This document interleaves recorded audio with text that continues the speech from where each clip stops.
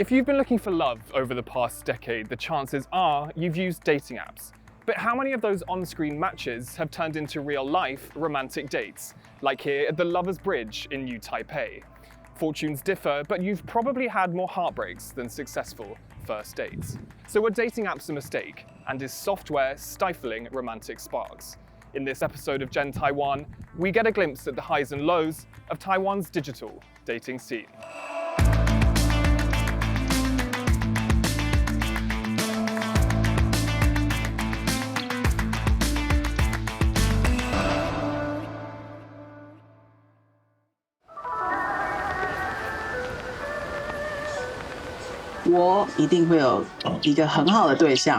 Love is in the air, or so it seems. 双面刀鬼，哇塞，这可能会遇到交往当中会有一些小挫折，但是你有桃花的啊。But for Taiwan's young hearts, the quest for love is rarely straightforward.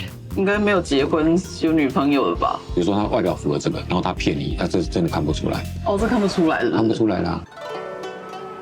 Caught between the traditions of the past and the fast pace of the present, Taiwanese singletons have never faced so many dating difficulties. 只是想要上床，都没有人想要来找谈恋爱或是交朋友。还会传什么要不要出来玩？这句话传给50个女生，过几天就被封锁了。Technology often plays matchmaker, opening the door to endless potential matches.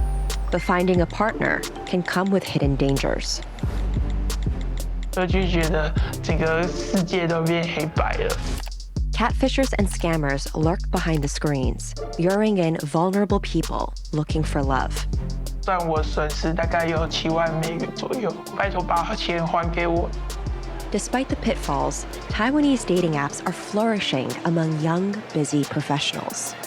台湾人还是比较内向的文化，交友软体的一些功能其实有照顾到这些比较内向、比较不会快速认识对方的这种交友节奏。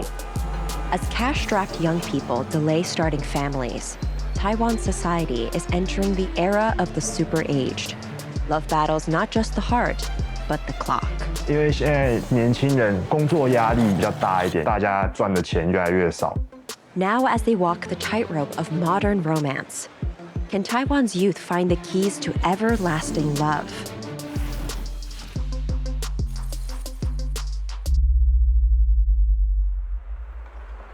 这个就是完美，先给一个 like， 哇，一个可爱，两个可爱，后面就会是大概20个无聊的。文青打叉，他以为他很酷，我好命哦，打叉。这个就是想要来约上床的，有没有？没有诚意，还把自己有点遮起来。Vivi, a fashion photographer from Taipei, has been using dating apps since she was 24. 这个长得好可爱哦，马上 like。For Vivi and many other young Taiwanese singletons, swiping on an app cuts through some of the mysteries of modern romance. 每天都有一个神秘的仰慕者，他一定是 like 我的。我们来看看是不是帅哥。哦，我读书时代没有谈过恋爱，我没有交过男朋友。我用交友软体的原因是因为我想知道怎么样的男生他会看我的 profile， 喜欢我，他会因为看我几张照片就觉得我这个人很有兴趣，他想要认识我。以前人会觉得用交友软体是一件很丢脸的事情，比方说他会觉得你用那个一定是为了上床，然后现在人会觉得说，哦，我用交友软体是很正常的事情，然后也不会觉得说要在用交友软体上面看到你认识的人觉得很尴尬。The flurry of matchmaking activity means relationships can develop quickly, any place, anywhere. 那时候我在台北工作。然后我要上高铁去南部工作，然后在上高铁的时候，我就跟这个男生 match 了，对，然后我们就会疯狂聊天，然后我们确实感情在1个月内急速增温。我其实是有产生那种天哪，我好想要跟他结婚。And to get a bit of extra help, some turn to less technological means. 然后我就去台北有名的霞海城隍庙求月老，说拜托月老帮助我，一定要跟这个人在一起，这样子。Young people go to temples like this one to pray to the gods. But for the spirits to take you seriously, you need to keep them on side. 就是我每次来的时候，我都会带一点小礼物，因为听说月老是非常爱吃甜食的人，然后他们觉得谈恋爱就是甜甜蜜蜜的这样子。But in this fast-paced world, the flames of romance can be extinguished just as quickly as they began. 然后之后就发生一件事情，就是因为他在经营他的事业，他需要拍一些形象照，所以他就问我说：“你可不可以帮我拍照？”然后我听到这个事情，就会觉得说：“这是我的职业，我可能要跟你收个费用。”我就跟他报价。然后他看到我做这件事情之后，他就不高兴了，他就消失。我做错了什么？这样我做了什么事？这样这个人这么好，为什么会这样？ Dating has never been an exact science. But in an era of declining marriage and birth rates, the pressure to find a match is intensified as societies grapple with the challenges of changing demographics. Taiwan's population, at its lowest since 2013, is set to plummet even further, with the over 65s predicted to make up almost 30% of the people on the island by 2040. These demographic shifts burden the youth financially. They bear the brunt of housing and healthcare costs for non-working elders, and many even have to leave work to care for aging relatives. 家人给我们压力说你在30岁结婚生孩子，然后现在女生自己给自己的压力，因为我们会感觉到自己的身体没有以前那么强壮了，然后或是35岁以后觉得会担心自己生不出来。 Despite government initiatives to increase Taiwan's birth rate, the reality of modern romance is much more complicated. 我不是台湾流行的喜欢的样子，比方说台湾男生喜欢的女生的样子要白白的、瘦瘦的、很 sweet， 这几个我都不符合。因为我的照片在上面看起来太阳光，所以有一个男生以为我是诈骗。因为我还要问他说你要不要加我 IG， 他就想说要骗我加他 IG 增加粉丝的，结果他发现我是一个真的人。我觉得这算赞美，说我漂亮吧。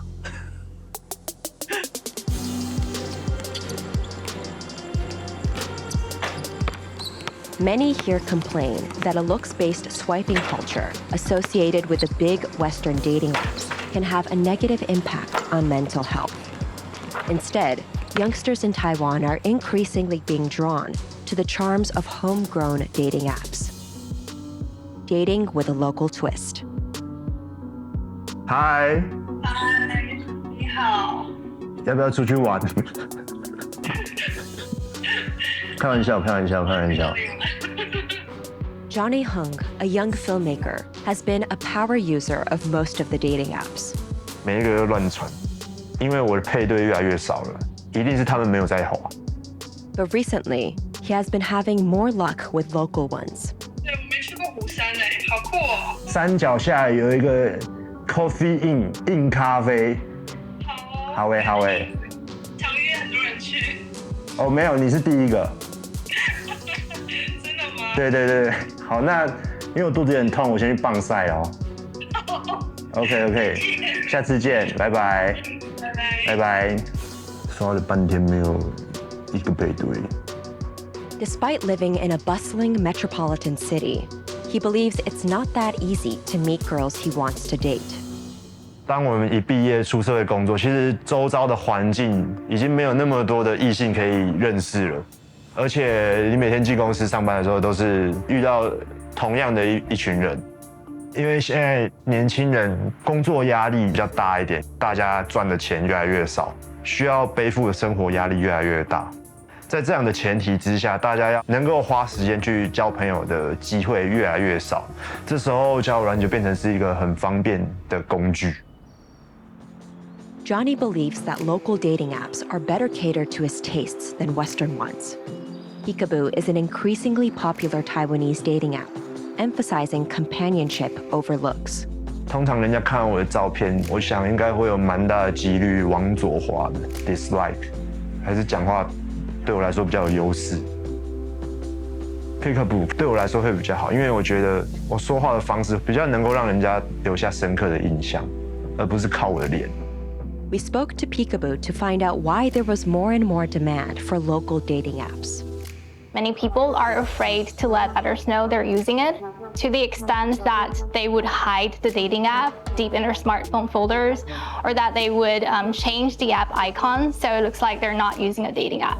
台湾人还是比较内向的文化，交友软体的一些功能其实有照顾到这些比较内向、比较不会快速认识对方的这种交友节奏。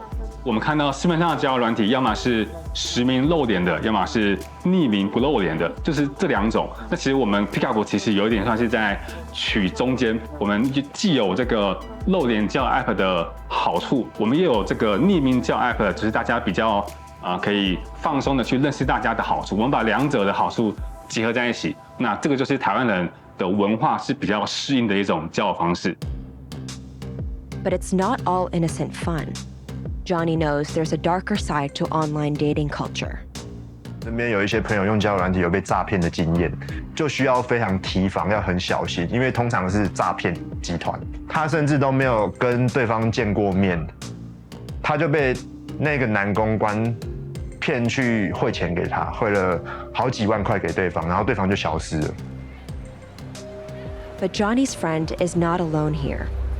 In the online world, hidden behind fake identities, more fraudsters than ever are luring people into their scams. We interviewed a recent victim of one of these romance scams, who requested that her identity be hidden. 而且我手会一直抖，就是我的右手会不自觉的，就是无法控制的会突然抖。These are known as pig butchering scams, where victims are lured onto crypto platforms by scammers posing as romantic interests. They are fattened with false profits before their money is eventually stolen. 那时候也不是说特别就是想要用交友软体，那后来说遇到诈骗是在上面的认识的第3个人，我们就有配对成功，然后就开始聊天。他就说他小时候很穷，然后他们家都很没钱。他的一生的梦想就是说他可以变很有钱。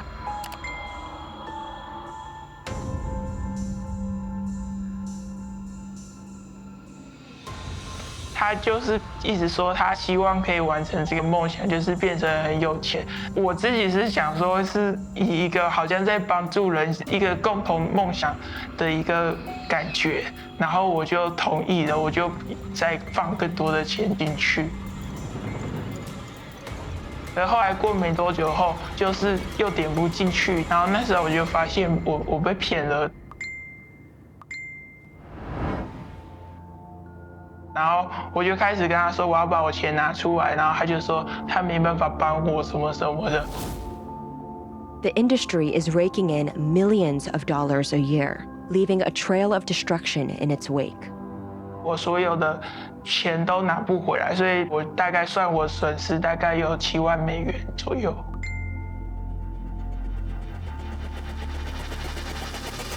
将近有3天我就是都吃不下东西，要离开房间的门或是下床都没有力了。我有拿到一个滴管装的一罐农药，如果说你不还我，在几月几号前还我时，我就会在你面前自杀。然后他就跟我说要叫我要好好的活下去，因为他就说爸妈还是需要我。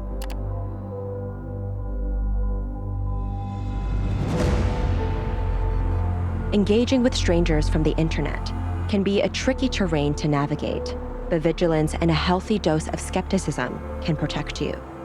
A lot of users would ask for a webcam chat before meeting in person to make sure that the person is not using a fake photo. You have to make sure the person is who he says he is.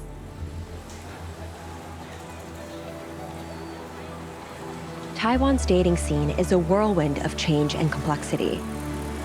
But amid the challenges, for people like Vivi and Johnny, love remains a universal desire to be pursued. 大杯加冰的。我感觉可能台湾人对于这个滑左滑右已经越来越懒得这样做了，因为我的配对越来越少了。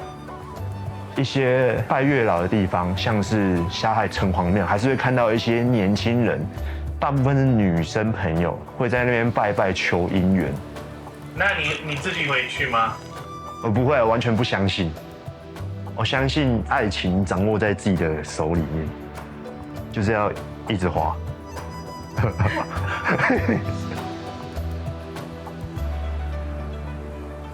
我爸爸有一次问我说：“你都已经30岁了，你不会紧张吗？不要赶快交一个男朋友啊，赶快结个婚啊！”我就跟他说：“你要不要看看你女儿，那么聪明又那么漂亮，你觉得一般的男生可以搞定她吗？” For now, Taiwanese singletons are keeping their hearts open because love could be just around the corner. 一定要是很棒的男生，我才会愿意。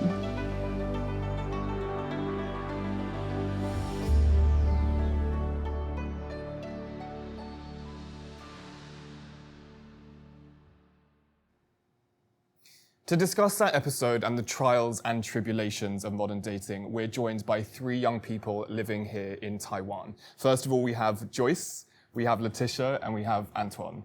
First of all, I want to ask you, are you using dating apps? And if not, why not?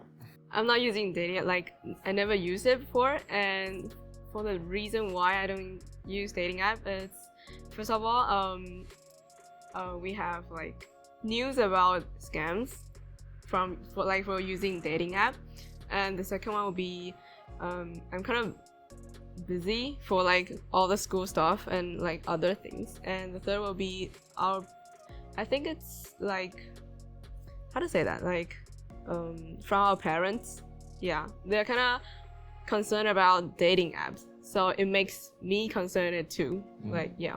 Letitia, are you using it? Well, in my case, I've used before, but I don't use it anymore exactly because I found somebody on the dating app. So a success story. It was a successful story. Okay, yes. good. Antoine? I never used dating app before, and the reason why is that I heard of too many cases that people get scammed, and what's more, like the people on dating app, their intention might be bad. Like they might be looking for only like one night stand intercourse, and sometimes they want to scam you. In that video, we also heard about some of the dangers associated with online dating, and something that's kind of talked about a lot in Taiwanese media as well as this idea of scams, and it's something that you kind of put you off using dating apps to begin with. Can you just tell us a little bit about how it's described in Taiwanese media and what hold it has on people?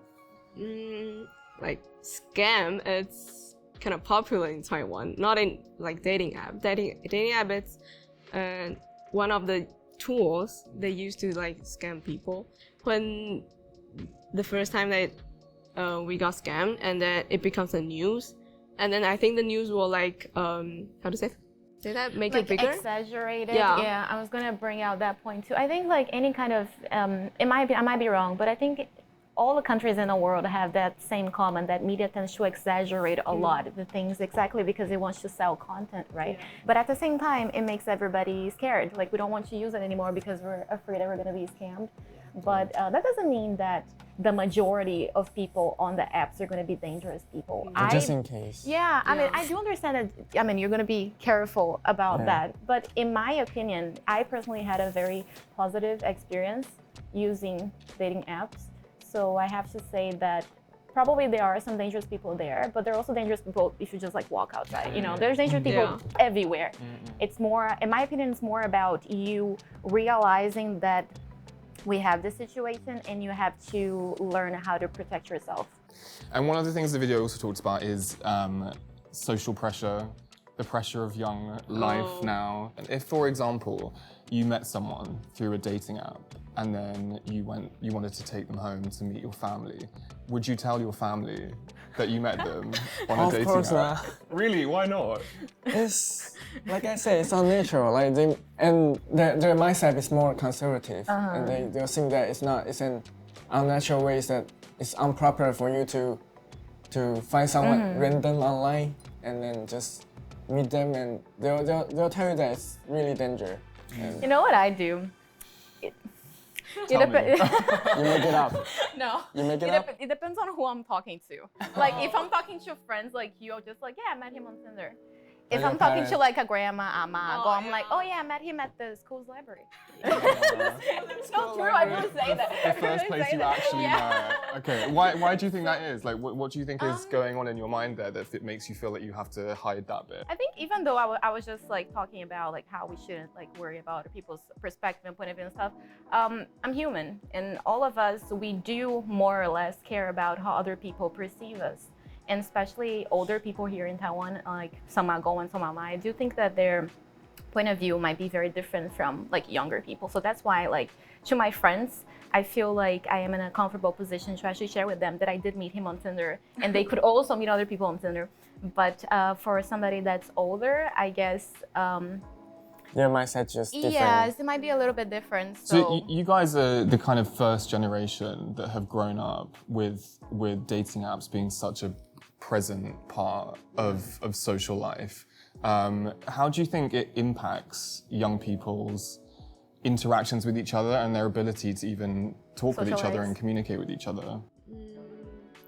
Well, I think this affects, like, not for me, but like other young people will think they think it's become more harder to like talk to somebody face to face. Yeah, face to face, because they think they're being awkward or something. But I think face to face is good. Like, I can see your face expression, like your body language, and this really tells me like what information you want to talk to me. Yeah, it gives you some cues. Yeah, it gives me some cues about what that happens in nowadays school club. Like, school clubs are bankrupting because people have more, students have, teenagers, they have more social media to use, they have dating apps, they have different sort of like... They don't want to engage in actual they have activities. different tools to reach to somebody, to reach to like, they can make more friends on social media. They don't really need it in school. They think the club is unnecessary. Yeah. But in reality, we are still very concerned about what others are going to think about us. If, for example, I go to a coffee shop today and then I see this guy that I find handsome, I just like approach him. We're afraid of what this person's going to think of us, right? And that's why I think that from that perspective, dating apps could come on handy. But at the same time, people have this other perspective thinking like, yeah, but if I just like use dating apps, it's not natural enough. Yeah. So when it comes to dating full stop, whether it's online through apps or whether it's in person, are there any non-negotiables or deal breakers that any of you have? I don't like boys having like noise when they're eating. Okay. Slurping. Okay. Yeah. That kind of noise. Okay. Yeah. Except for like ramen. So it depends on the food. Yeah. Well, in my case, I don't like smokers. Not because I have something against smoking. I actually don't have anything against smoking. It's just that I don't like the smell of people that smoke. And for me, I can't stand like girls with a guy best friend. Guy best friend? Really? No, like any guy best friend? No, they can have, but it can be more important than you, right? Yeah, it can be more important than me.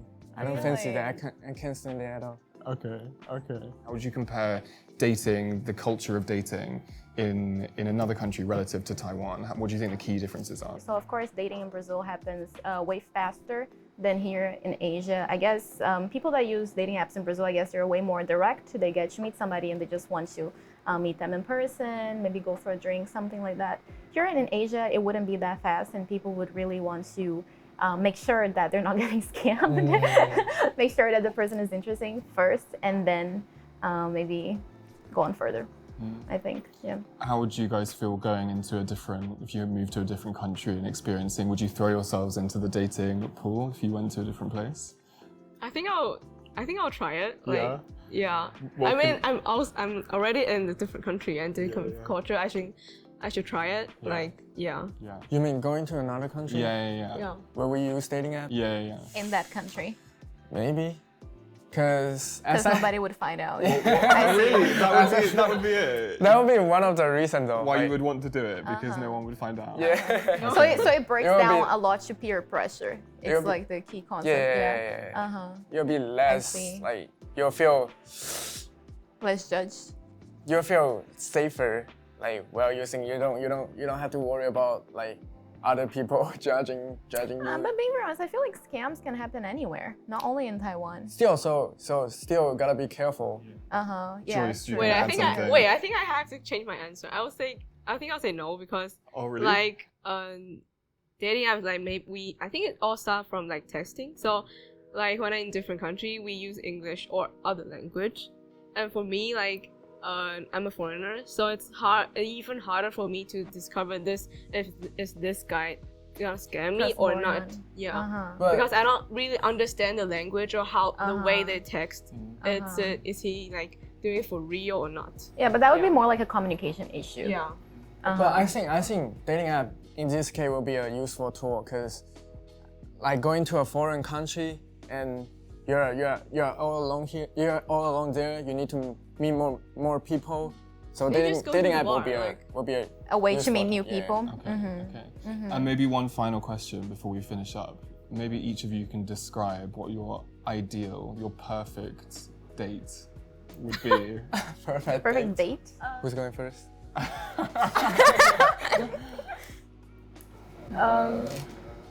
I'm really into dinners. Into dinners. Yeah, I think dinners is a good idea. I think my perfect date would be maybe I have talked with this person for maybe 2 weeks, and I'm sure that he's not a psycho. He doesn't want to scam me. He's not a psychopath. And yeah, and then he invited me for dinner, and then we were having dinner, and we get to know each other better. For me, I think it's having afternoon tea. Like, yeah. Yeah, that's a good coffee date. Yeah, so very it's coffee cute. date. Uh-huh, Like, we can have like good conversations, like without others like disruption or something. And also we are eating, so I can know like. You don't have to talk all the time. And you can know if he makes noises when he eats or not. Yeah. Just Yeah, eat that's when you don't know what to do. You can get your deal breaker out of the way straight away. Yeah, that's true. Well, I hope all of those dates come true at some point. So thank you so much to all our panelists for sharing their experiences and views on Taiwan's dating scene. It's really appreciated. And thank you to our audience. Join us next time for the next episode of Gen Taiwan.